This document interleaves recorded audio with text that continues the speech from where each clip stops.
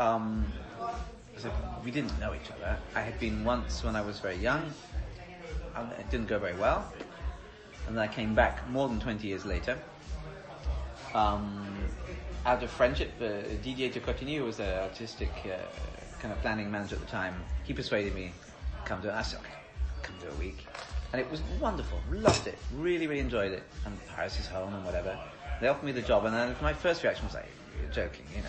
So, and the manager, he was like, Bruno, he said, no, I'm utterly serious, think about it. And I was seduced by the whole thing, the Philharmonie, the orchestra, being at home. I said, whatever. And I said, okay, but I'll do 3 years, because we don't know each other, and they might... He said, the orchestra loves the way you work. And I said, yeah, I was here for 3 days. So after 3 weeks, and then after 3 years, or, you know, they might not, you know, but let's see. I said, I'll do 3 years, and I did 3 years. And so it's really important, I think it's important for me that people understand, there was no break. We did exactly what we planned to do. And yeah, of course, underneath the understanding is normally you do more. And I like to do more. I mean, all my jobs I've stayed a long time, except Paris. And so I looked at the situation, I'm like, there is, and again, I mean this with enormous respect, but as in any orchestra, it's like, this is a big project. There's a lot to do. There's an enormous amount to enjoy, and there's a lot of stuff to enjoy also working on. I'm like, so either I enjoy, we did amazing programs. We had 3 years, we had seasons where there were 25 pieces in the program, in the planning that had never been played in the history of the orchestra. You know, we really did fantastic projects. To put it crudely, you know, the toy that is that orchestra, that choir, that concert hall, that city, it's an unbelievable gift to be able to have all of that. Yeah, sure. But it's like, do I, at the age of whatever I was, you know, 43, 44, it's like, am I going to stay here now 15 years? And this will be my big project.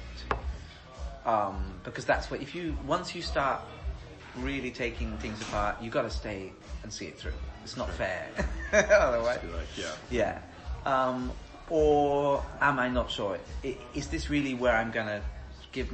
Because I hope now with 30 years experience, the next 15 years, I hope I'll stay fit and gain more experience. And that's when you have the energy really to do something. And then you get into that phase where you enjoy being the benevolent old conductor. Yeah.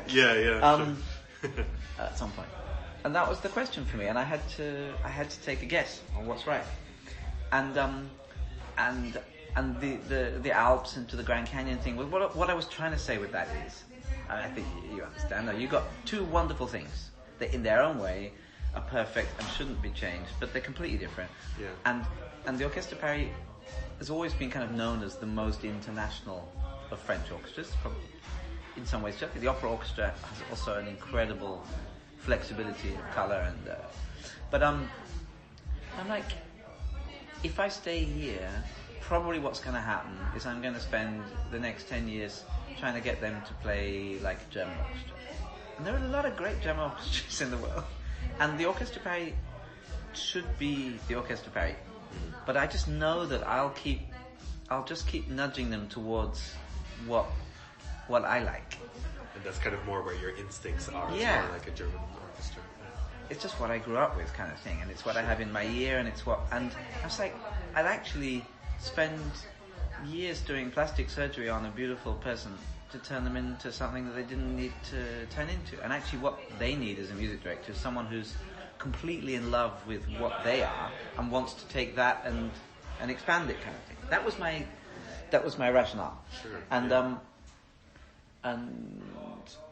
and the lovely thing for me is I go back now quite a lot, and it's pure joy to work with them. And then I'm thinking, oh my God, does that mean I made a mistake? It's like, no, it means I did exactly the right thing, which is when you go as a guest conductor to an orchestra, you bathe in all the glorious things they have to offer.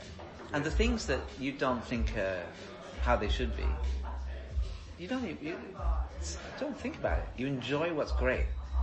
And when you're a music director, for me, you tend to be obsessed with what... It's like, it's my problem, it's my responsibility, I have to fix this. Yeah. And then it can kind of lead you to be a little bit not focused enough on what's wonderful. Okay, I'm telling you a lot about my psychological makeup, but I mean, I think that's it is the job. Yeah, totally. The job is to be focused on what needs to be done, and as a guest conductor, the job is to focus on what's fantastic. Yeah. So yeah, there you go.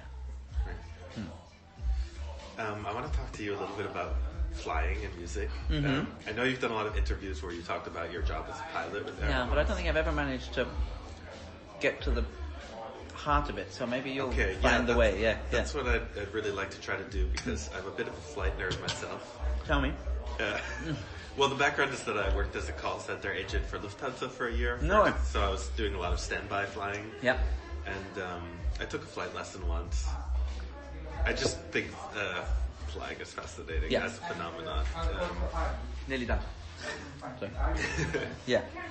And did you ever read that book, Skyfaring by Mark Van Honacker? I know Mark a little bit. Oh, okay. Well, hang on, you wrote a very interesting article, didn't you, about music, and I saw something you wrote. Yeah. Oh, yeah. Oh, great, thanks. Oh.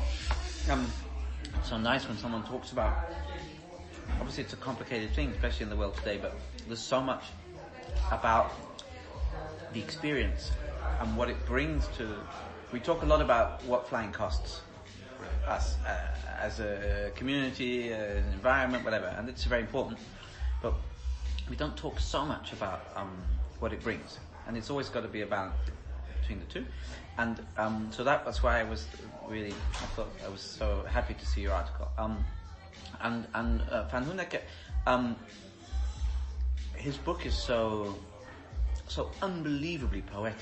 No, yeah. It was Simon Sharma who told me to read it, and you know, Sharma, he's the cleverest person I ever met, and you know, but has an unbelievable sense of, I mean, his ability to talk about art in any way is unparalleled. And then he started eulogizing Skyfaring. It's like, I have to read this book, and he gives you that sensation of he can find in the most mundane aspect of the profession or of the experience, he can show you with the beauty, right? Yeah. I mean, and it's a phenomenal thing. Yeah. But he writes really good articles in the FT now, and it's not always, I mean, he can write about anything, and he just has that skill. Yeah. He's from Boston, I think. He's from Massachusetts. Yeah. Okay. I wrote him a few emails, and we corresponded a little bit. Okay. Well, you know him as well as I do. I mean, we've corresponded a bit, and I tried to get him up here when we were doing some weird projects. But, and he wrote me the other day. We're like, okay, finally got to get together and have a drink or a chat about things. But he's a very inspiring guy. Yeah. Oh, I'm glad you're in touch with him. Well, the thing that struck me, or one of the many things that struck me about Skyfaring, was the part where he talks about, or parts where he talks about listening to music on airplanes. And obviously you can't listen to music while you're piloting the airplane because it could be a distraction. But I wonder if you have music that you like to listen to when you're on an airplane or looking out the window.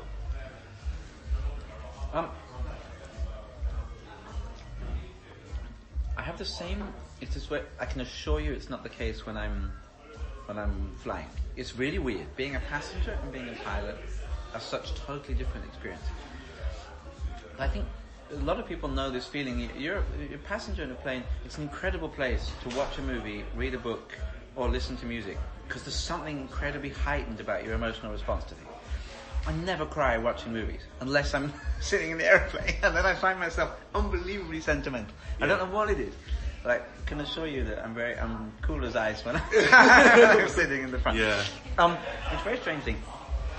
One of the things that I kind of, when I started learning to fly this time, like in 2014, one of the reasons was just like to give myself a learning experience. And something just a little bit away from what I've been doing for just a change of air, so to speak. And I remember going with a friend who's another Air France pilot. years and years ago. We were doing some VFR flying in the south of France, flying along the coast towards Italy. Sorry, what's VFR? Visual flight rules.